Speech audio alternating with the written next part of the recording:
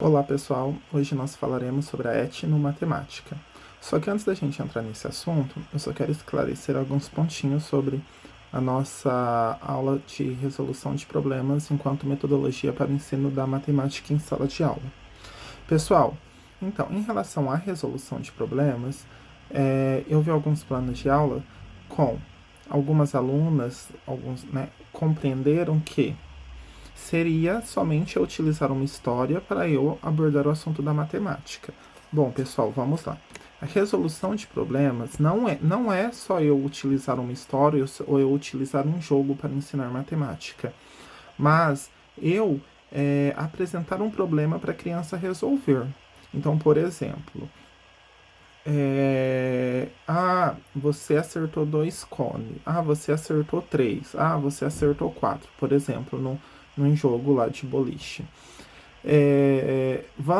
Como que a gente vai saber quantos cones todo mundo derrubou no total ali, né? Então, assim, eu estou apresentando um problema para a criança aprender o quê? A somar, certo? Um outro exemplo. Uma galinha de uma história, por exemplo, botou 8 ovos, só que 2 quebraram. Com quantos ovos essa galinha ficou? Eu estou apresentando uma situação, um problema. Ou seja, eu estou apresentando um problema para a criança montar estratégias de como resolver. E depois eu apresento os conceitos, né? A construção ali do conceito formal da matemática. Muitas vezes você nem precisa apresentar esse conceito, porque a criança sozinha ela acabou formulando. E ela, por exemplo, ela formulou esse conceito ali para aquela determinada situação. Aos poucos ela vai compreendendo que o quê? Que ela pode apresentar, que ela pode utilizar esse conceito em outras atividades, em outras situações, tá bom? Bom, agora a gente vai falar sobre a etnomatemática. Etnomatemática, a gente pensa assim, mas de etnia, né, de cor da pele e tal. Bom, pessoal, não tem nada a ver. A etnomatemática, ela é uma ciência que estuda as diferentes culturas matemáticas que a gente tem no mundo. Mas, professor Leandro, como assim culturas matemática, né? Cultura matemática. Em nossa disciplina, eu falei para vocês de fundamentos filosóficos e sociológicos da educação, eu falei para vocês que cultura é toda a construção humana, ou seja, tudo que o homem constrói ao longo do tempo, é cultura. E matemática, né? Diferentes culturas matemáticas. O que é isso, professor? É tudo que o ser humano também construiu em termos de relação matemática? Sim, exatamente. A matemática, ela é uma construção humana. E, assim como uma construção humana, ela sofre interferência do quê? Do meio, do grupo social ao qual o ser humano está inserido. Então, quando eu penso ali em diferentes culturas matemáticas, eu estou pensando que a matemática ela não é uma única no mundo. Não existe somente um tipo só uma forma, né? Não há somente uma forma de se fazer, de se produzir matemática no mundo.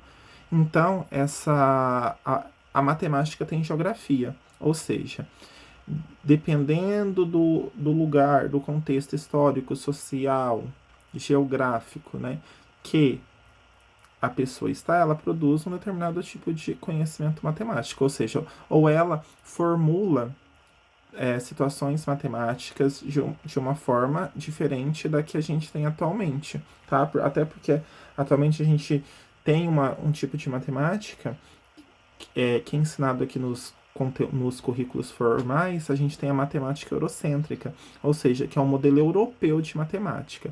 Mas eu também tenho que pensar que o quê? Que a Ásia produz matemática de uma forma diferente, a África produz matemática de uma forma diferente, tá? Então, assim, mas a matemática deles é totalmente diferente da gente. Como assim, professor Leandro? Não é uma matemática, a utilização, como é que eu posso dizer para vocês? A matemática que eles formulam não é a matemática propriamente diferente, mas os métodos, a forma como emprega, né, os algarismos, as situações ali para resolver determinados problemas matemáticos, tá bom? Eu coloquei ali para vocês que a matemática tem geografia, a matemática tem uma cultura, a matemática tem uma história, a matemática ocupa um lugar importante na história do pensamento humano. Por que que a matemática ocupa um lugar importante na história do pensamento humano? Porque a matemática ela é reflexo, na verdade, do progresso humano, né? Do desenvolvimento da sociedade. Muitas vezes, sem a matemática, a gente não conseguiria avançar em alguns pontos.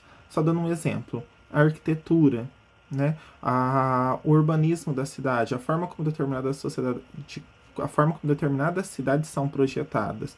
Tudo depende o quê? Dos conhecimentos matemáticos. O conhecimento de algoritmo para os meios de comunicação e de informação. Depende do quê? Depende do conhecimento matemático. Então, isso influencia no nosso dia a dia, né? Na nossa forma de constituição social.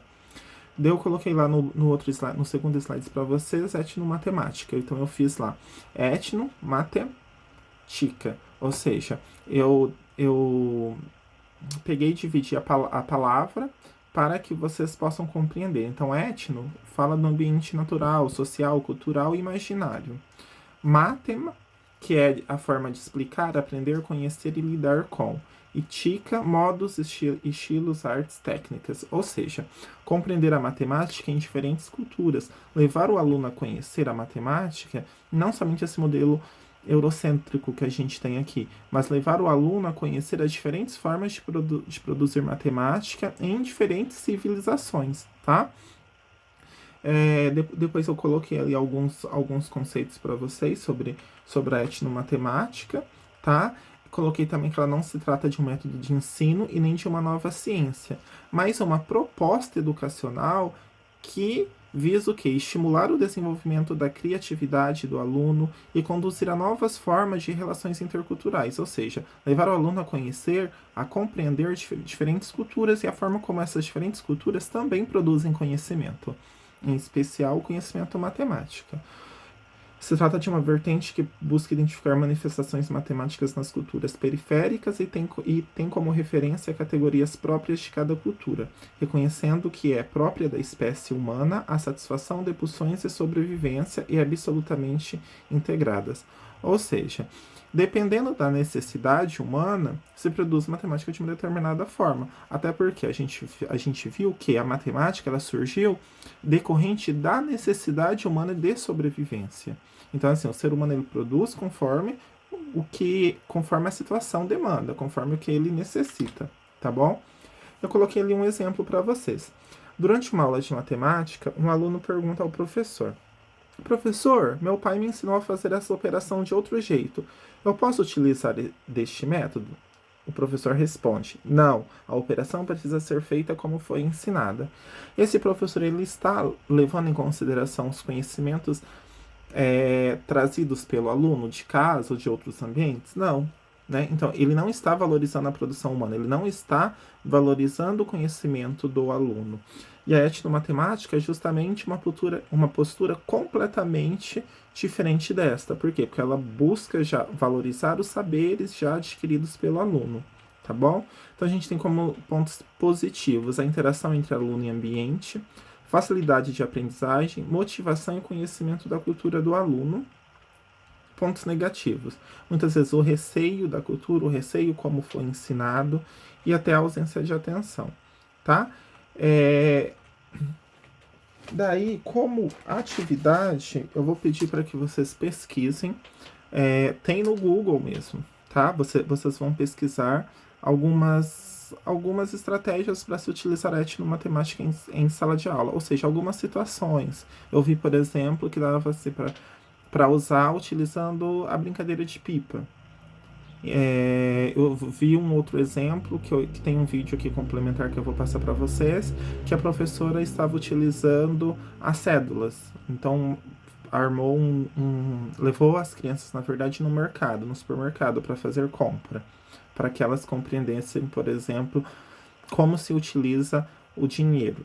Então, são situações que eu quero que vocês pesquisem e vocês coloquem para mim pelo menos uma situação que dá para se utilizar a etnomatemática em sala de aula. Tá bom, pessoal?